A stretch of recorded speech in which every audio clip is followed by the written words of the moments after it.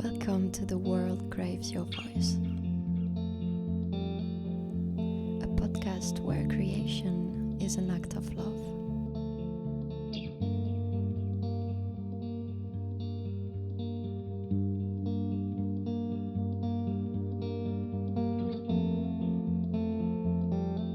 Where and in what should I place my trust? What does trust mean to me? Why is it necessary for any creative process? Is it something we find, create, learn? It seems that trust is something that takes time, but is not unchangeable. It takes one event, a few seconds, for the trust we have built our foundation on to be shaken. In this episode, I decided to talk about confidence because it is an essential pillar in any creative process. We hear a lot about self-confidence. There are countless books, podcasts, coach, articles on this subject. And I do not intend to repeat what we are told about self-confidence because I want to talk with you about deeper confidence. This subject is close to my heart because I'm someone who started my life with a real lack of self-confidence. And what I would like to share with you today is the result of a long inner journey that continues every day of my existence.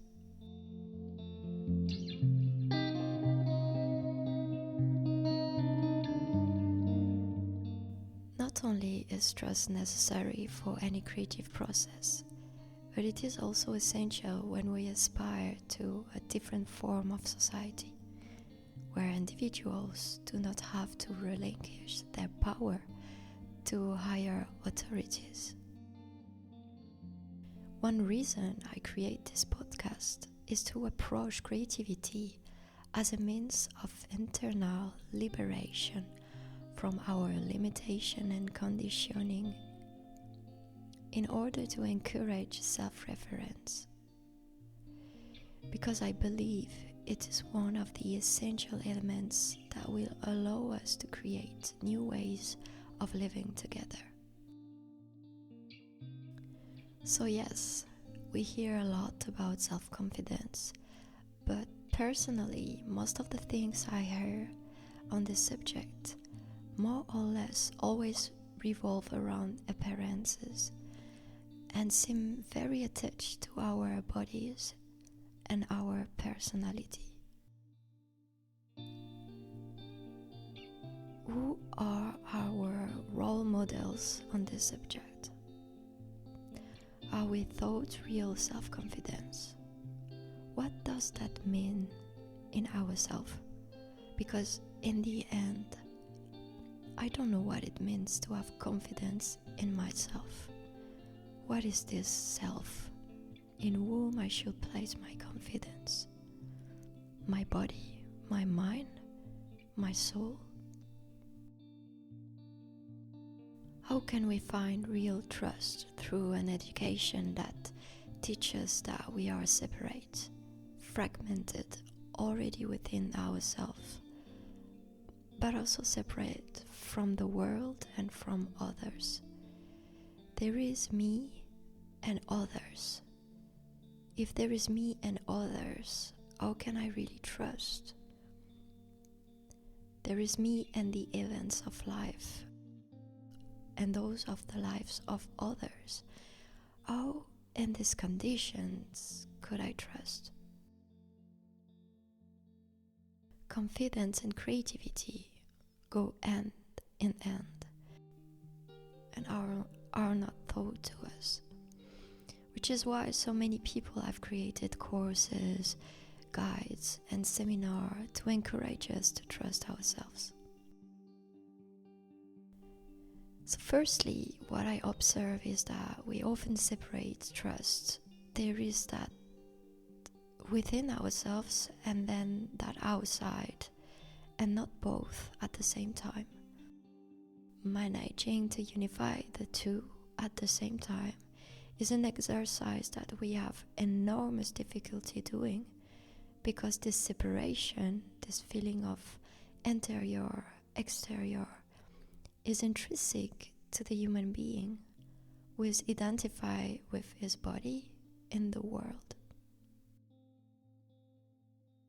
Before we can grasp a true and changing trust that transcends physical and mental limits, it is therefore clearly necessary to understand and live not as if the world were outside of us, but rather within us. The world is within you. What do you feel when I say the world is within you?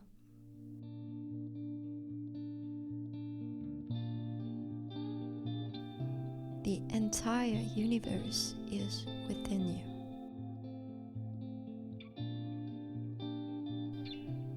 I realize that if our trust is based on belief, then it is constrained and fragile.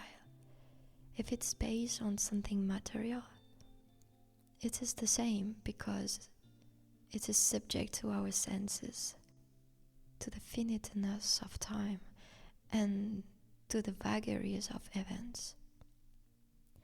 Trust based on something or someone outside is diminished and imprisons us, keeping us captive to external actions and decisions, depriving us of our own power. It is a trust that weakens us because it is limited.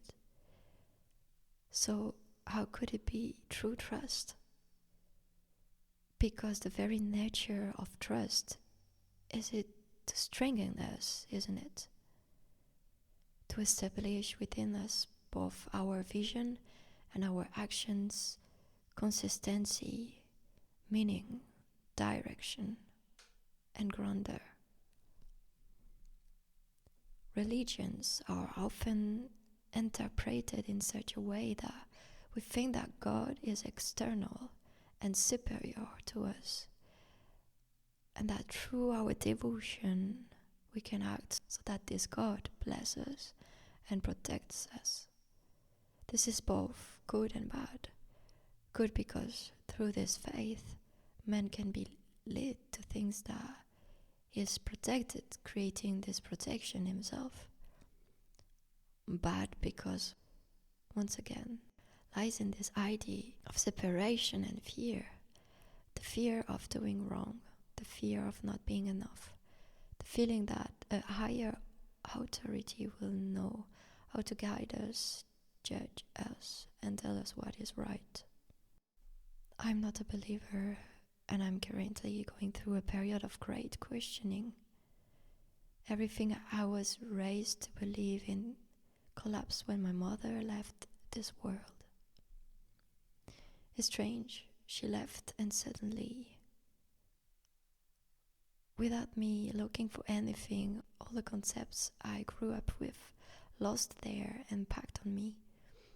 Everything began to capsize, and nothing seems deep enough, immutable enough, true enough for me to hold on to it. Through trust, I see this bridge between life and creativity, between our philosophies and our desire to create. If you listen to each artist, they will tell you about their convictions or their research, their philosophy. Always behind their creative act, there will be hidden an original, unique and singular vision of their approach. And this is what is felt the most, I think, behind a painting, under the step of a dancer, between the lines of a book. What we feel is the soul of the one who creates, and his soul is expressed through his convictions, his belief, his faith, whatever it may be. So is it really his soul that is expressing itself, or is it something else? can we truly take credit for what is created? Is it possible to move beyond this hierarchical vision of things, of beings, and of ourselves? Perhaps you can clearly observe in yourself how deeply rooted this separation and these ideas of hierarchy are in you. Just like the notion of time. When I observe my way of thinking, I realize that there is inextricably linked to time and to what I've been taught. Creativity begins there, in the observation of our own belief, which is a learning process. I grew up with this idea that there is the ego, the mind, the heart, the soul, and that the soul was superior. Others will say, according to their learning, that the intellect is superior, other the heart, and in all this, who will be right? What is certain is that each of us reproduces within ourselves a superiority that allows us to create a confidence that reassures us in some way. Even the greatest scientists will reproduce what religion have created. He will reproduce his God, an instance within him made of pragmatism, protocols, logic, and calculations. And as a scientist, he will be right. This is what allows him to be functional, to feel somehow protected. Protected from one's human nature, limited in time, attached to a body and a mind. Because if we talk so much about trust, it must be said that it's still difficult to have trust as a human being alone. Our human condition, despite all our attempt and our arrogance to make us believe that we are powerful, is still a condition that makes trust difficult, right? Is there not somewhere in our need for trust and faith to rely on something greater, something that allows us to find more meaning and substance, more strength? And this is how I wonder if ultimately real confidence is not the one that does not reassure us. Because often we seek a trust that can give us a form of security, that can make us feel that everything will be fine, that everything has meaning. But is it real? Isn't it a lie? So this is why I think that real trust cannot reassure us, because trust means truth. And truth, by its very nature, cannot reassure us, because if it had this aim, then it will be tainted with lies. The more I think about it, the more I realize that to discover trust, it is necessary to accept its opposite. Isn't it that the nature of our world of dualities? But when I say accept its opposite, perhaps I should say embrace its opposite. Once again, go beyond the limits of duality itself to take root in a trust that does not depend on a random truth. What I'm trying to say is that we cannot actively manifest or find trust, like truth or love.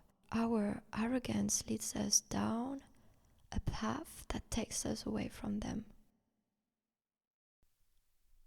Trust, love, truth are revealed to us by training ourselves to face our fears, our limitations, our insecurities, our lack of love, our lies, all that we have learned, and that give us a sense of being someone.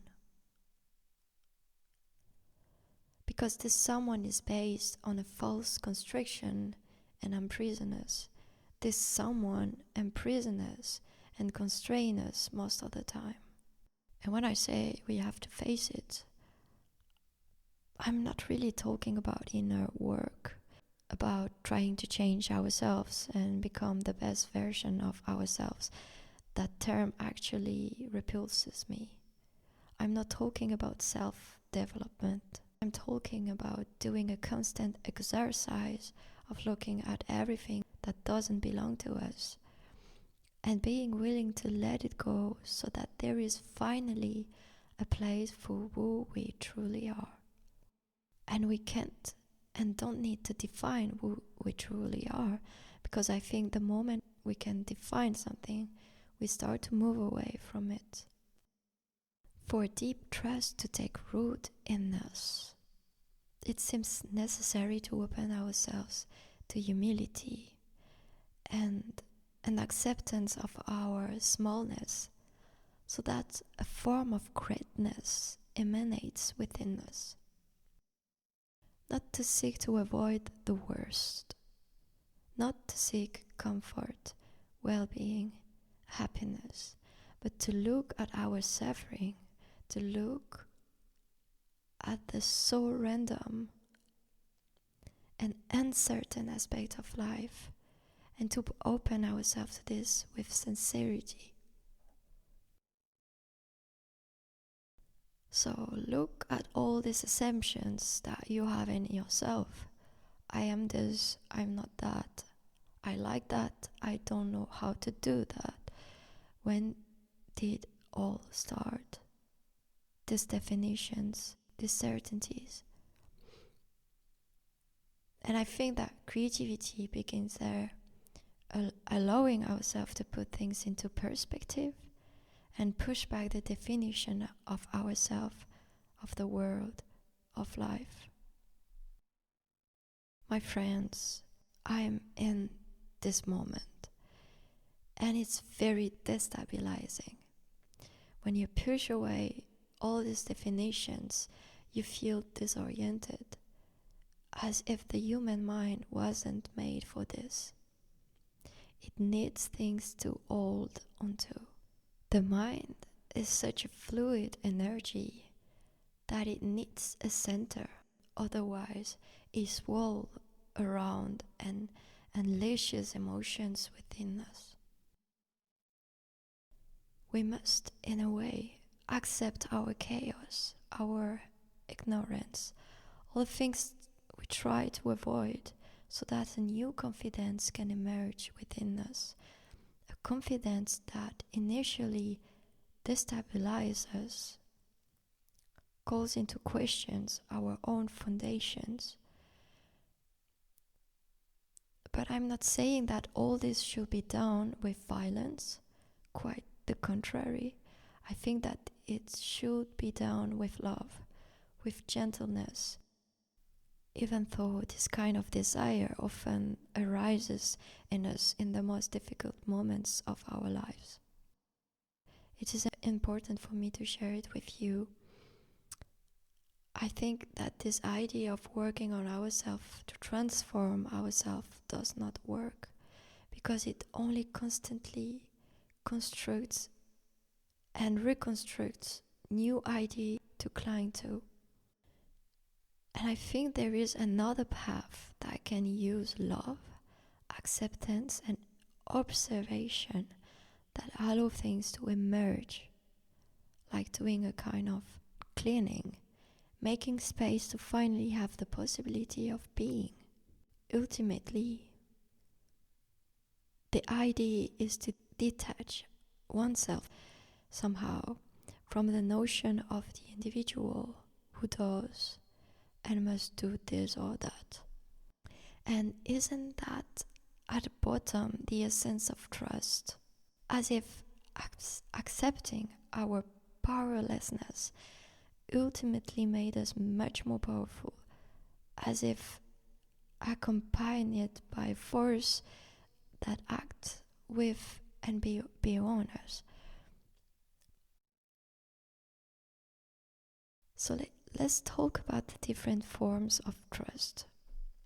What I find quite funny about our current society is that we have learned a confidence that I call trophy confidence, because it seems to be acquired through our multiple success that others grant us based on a common agreement on success.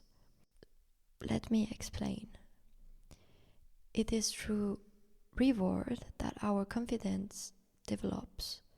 Through our successes, our multiple external proof, which tell us it's good, you can have confidence.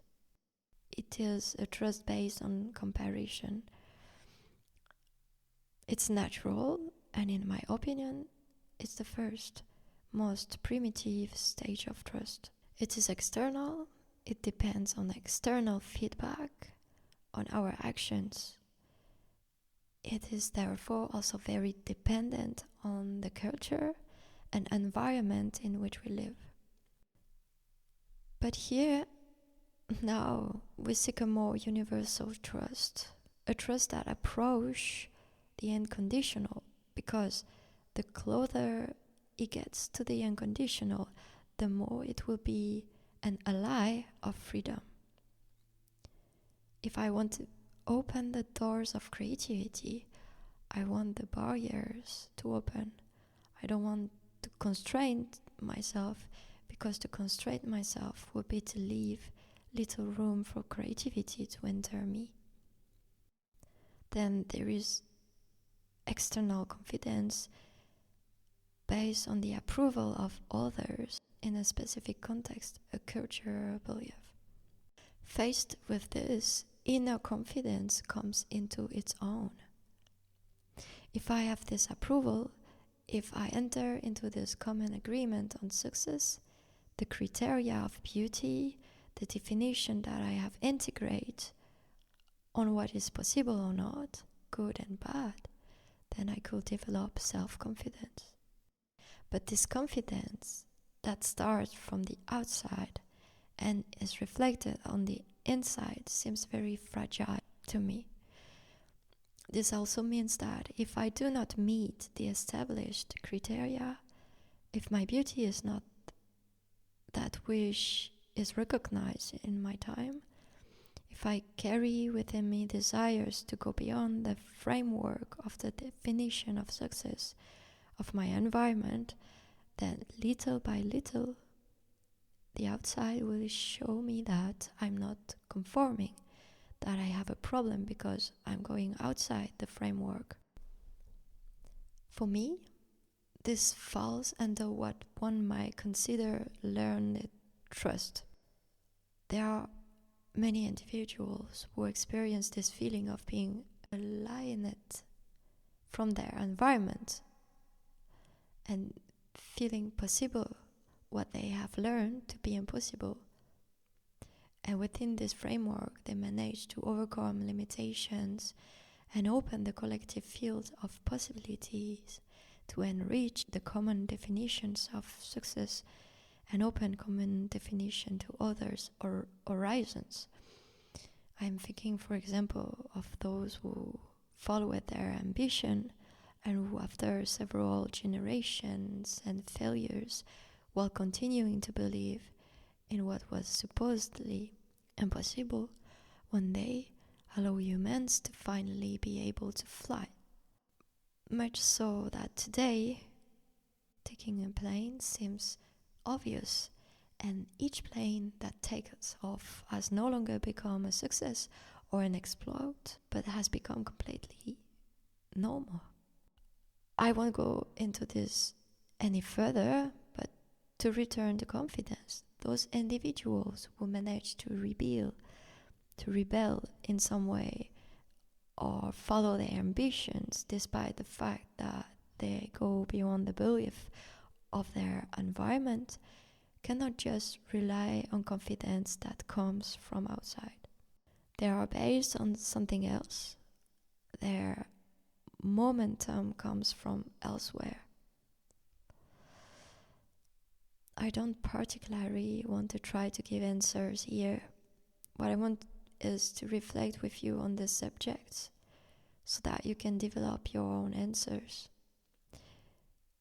The idea that there are people who are naturally more confident than others and that there is nothing that can be done about it, as when we talked about gift or talents, does not suit me. I think there is a form of trust that can be learned, but for it to be effective, it must not be dictated, but practiced. I would like to make a kind of metaphor for giving you an example. The child must fall.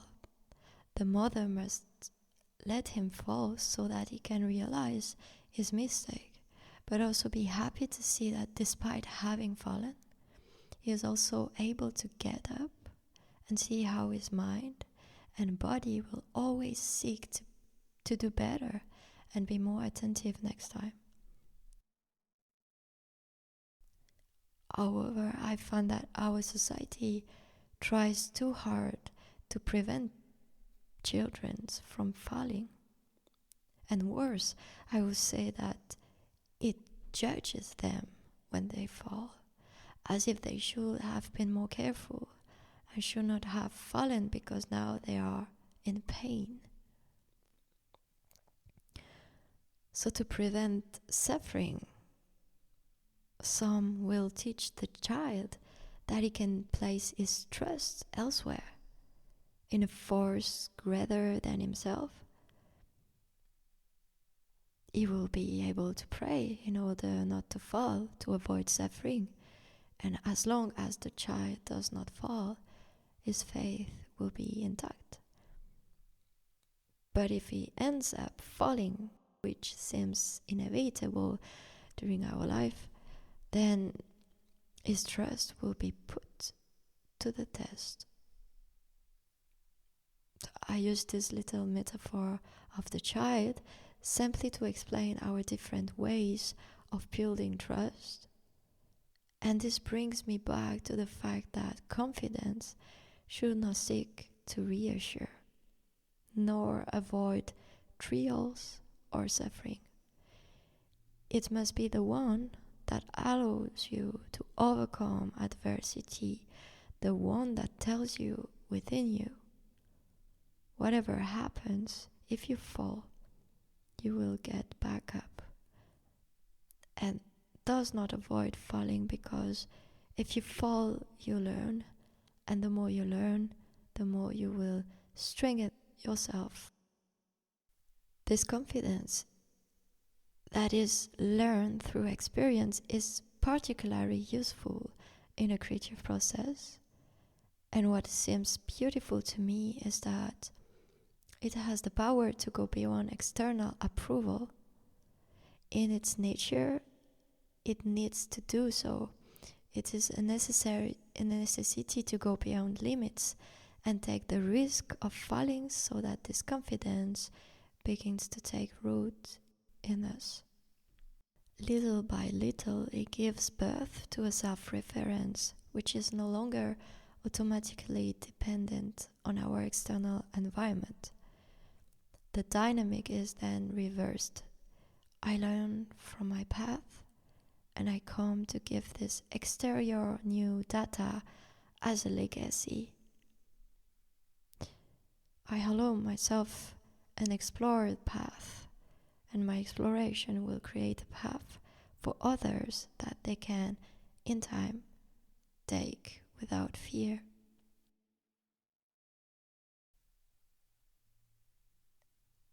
There is the confidence that we place on the outside, the one that is born within us from the inside, and there is a confidence that goes beyond all that. And the only way I have found to approach it is to put myself at service, to become not the author, but the tool, the instrument. This does not mean becoming passive, quite the opposite, but it does mean stopping taking credit for what happens through us. No longer approaching creativity and creating as a personal story. Of course, you can create something and be very successful and gain self-confidence and be recognized for it.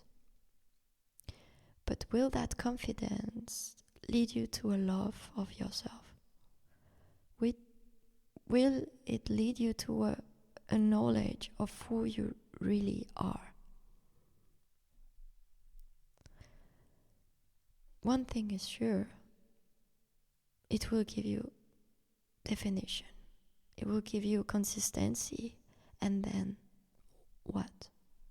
After you have sculpted your body and discovered the immense potential pushed to its limits, won medals, accomplished the impossible, pushed your limits, and those learned from your environment, what comes next? Afterwards, your body will no longer be able to. It will change.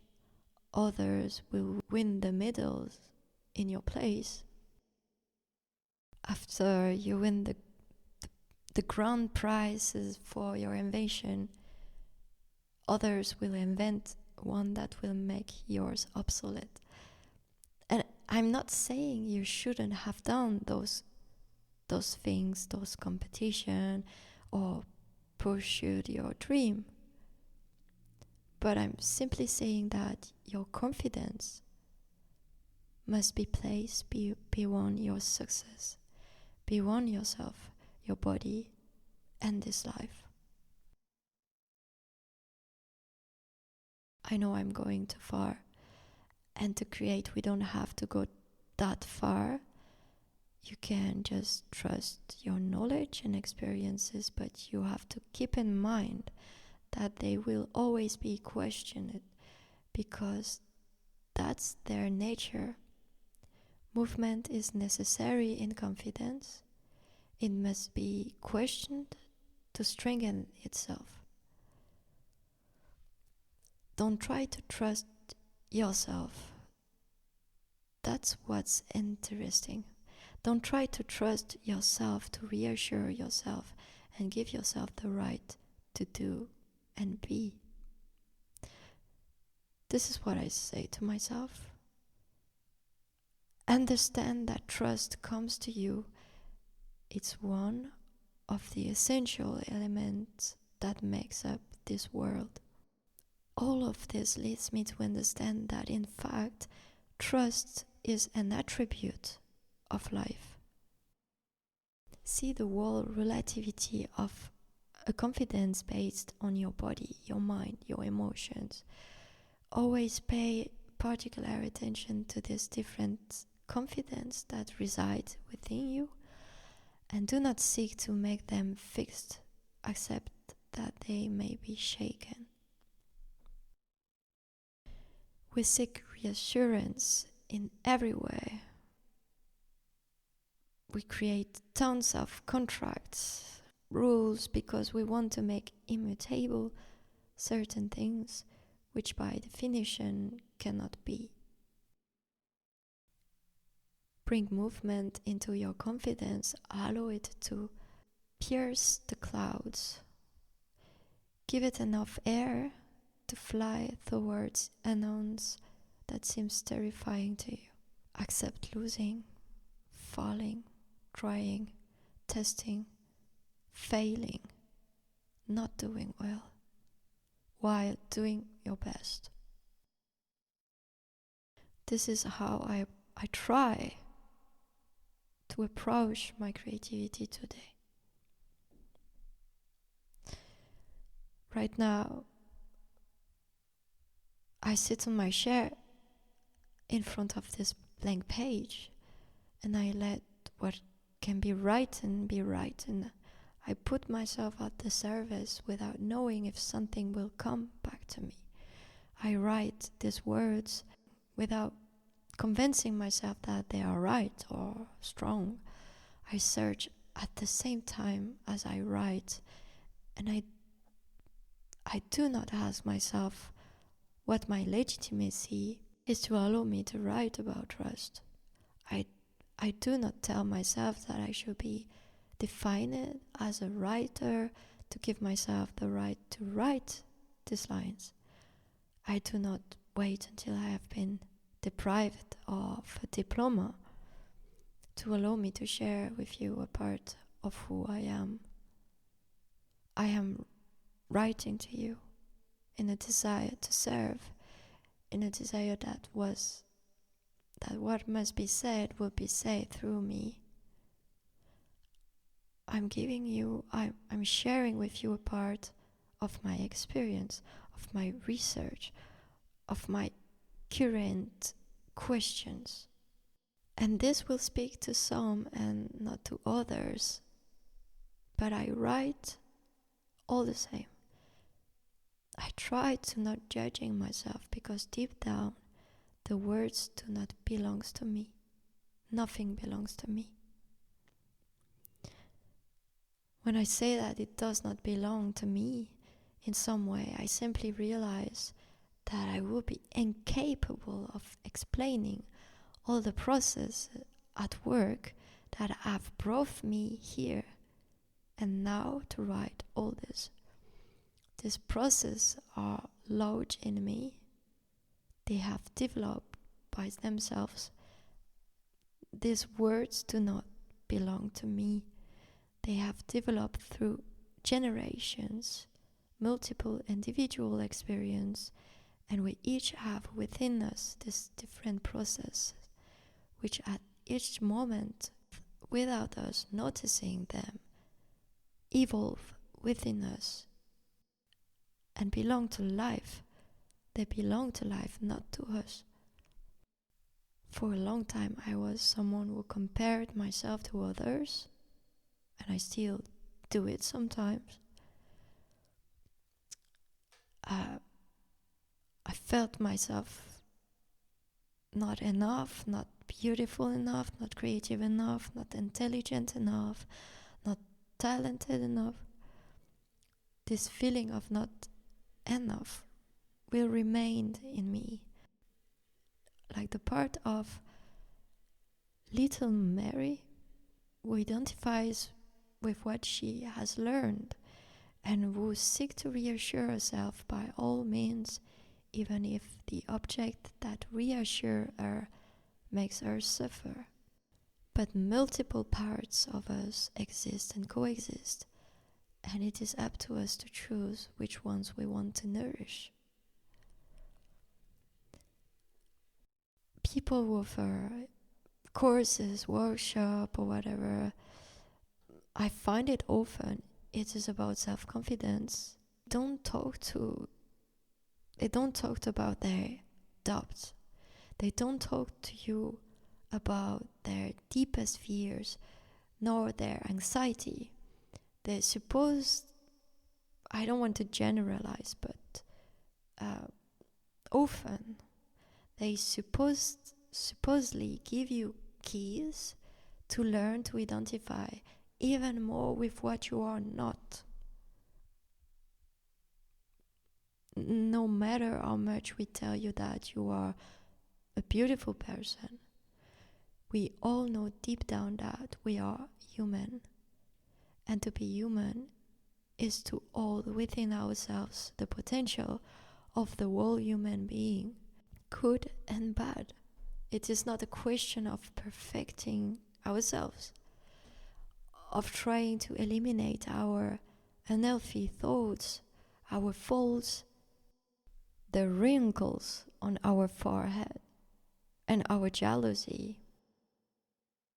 What I'm really getting at is that it seems to me that everywhere I see a learning of confidence that is based on arrogance, when in reality, in my opinion, true confidence is based on sincere and profound humility.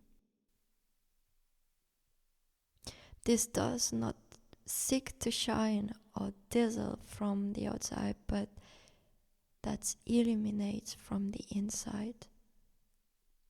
Confidence illuminates from the inside.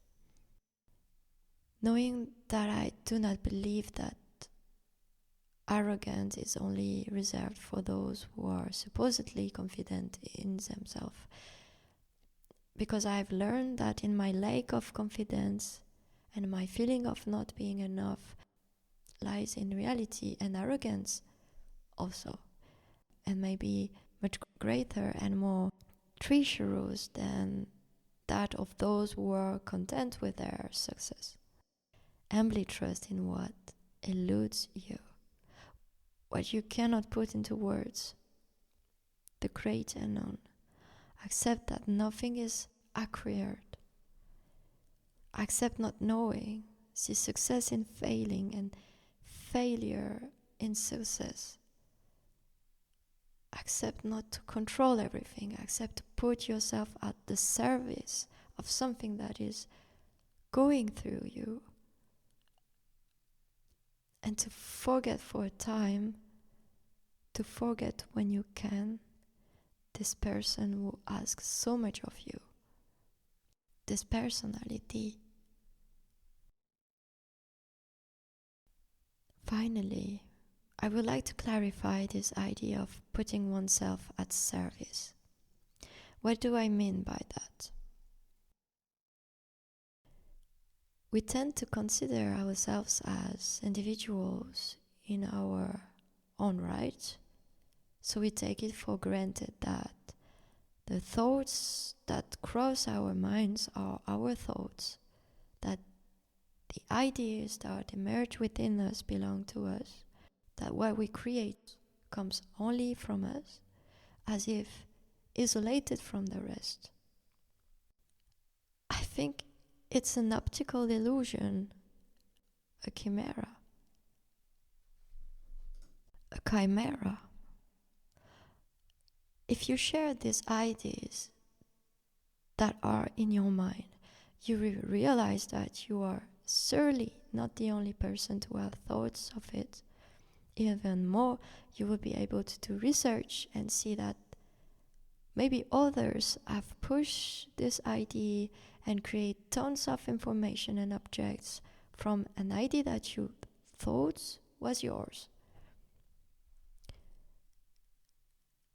What is the individual, if not a way of simplifying a complexity such that it cannot be grasped by the mind? The individual in itself does not exist. He is the sum of everything that constitutes him, and this sum is connected. It is like a unity. It is shared. Ideas, dreams, beliefs, desires, thoughts pass through us and can lodge within us, but they do not belong to us. The proof is, can you control the flow of your thoughts? No. You can practice detaching yourself from them and turning away from them, but you cannot stop the flow of thoughts. Do you control how your body functions? The cells that renew themselves. It's inevitable entropy. No, you can help it, support it, maintain it, but you don't have to do anything when it comes to digestion, or the body does it by himself. Do you control the ideas that come to you? The desires? Can you decide to desire this or that thing? This or that person? No. You can decide to direct your desires, or once again turn away from them, but you cannot choose the desires that once again cross your mind, yourself. So how could something we absolutely cannot control belongs to us? cool belongs to us. How did we take all this on? Ideas, thoughts, desires, belief are like a river that makes its own way within us. It knows where it is going without needing us. We are at its service. We can just as easily be its slave, or we can just as easily collaborate with it, support its flow, dig its bed. Everything we appropriate on an individual level is, in my opinion, actually part of a collective consciousness, and we can call individuals, in fact, this collective consciousness, which over the courses of a lifetime pass through the prism of an individuality that contain the entire collective. When I draw, when I sing, when I write, I am only reproducing through myself the heritage, the knowledge that has formed in the collective consciousness. The only thing that belongs to me is the socket, in a way. This prism, this unique perspective linked to this moment that is my life, a unique experience within consciousness. How could I, after all this, continue to judge, love badly, doubt, want to change what constitutes me? If nothing is under my control and everything ultimately happens without me, how could I not have confidence? I know maybe some people will think not everything is done without me. And yes, of course we do. And the idea is not to stay without doing anything. But I simply wanted to invite you to put this doing into perspective, to put into perspective this idea that it is you, and only you, who does it.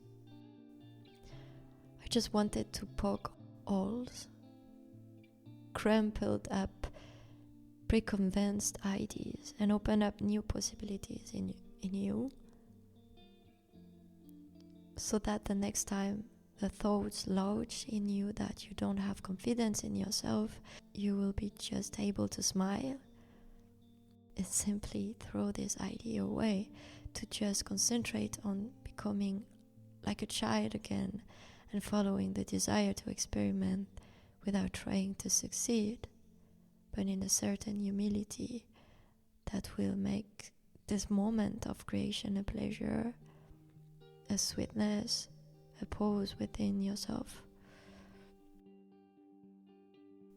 And not once again a desire to perform, to become someone, or simply to prevent yourself from even starting the experience, because you never know if you could fall and suffer. You can now rejoice in seeing that confidence is a relative concept, and that even the most accomplished of men find themselves confronted with this little doubt in themselves, this fear of what comes next, this fear of losing, without being able to truly reassure themselves. So to finish, I will say one last thing. In such an uncertain world, in this life which spare no one from its ups and downs, its pleasures, its sufferings, I hope that we can each develop real compassion,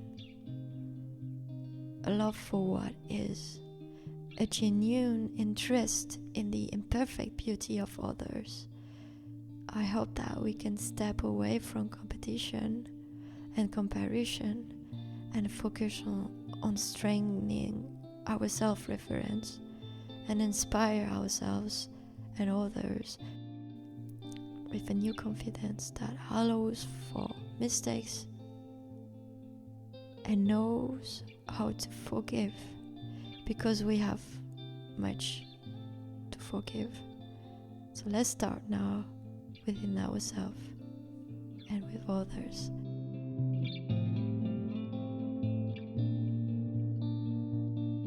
Thank you so much for listening, and see you soon for another episode of The World Craves Your Voice.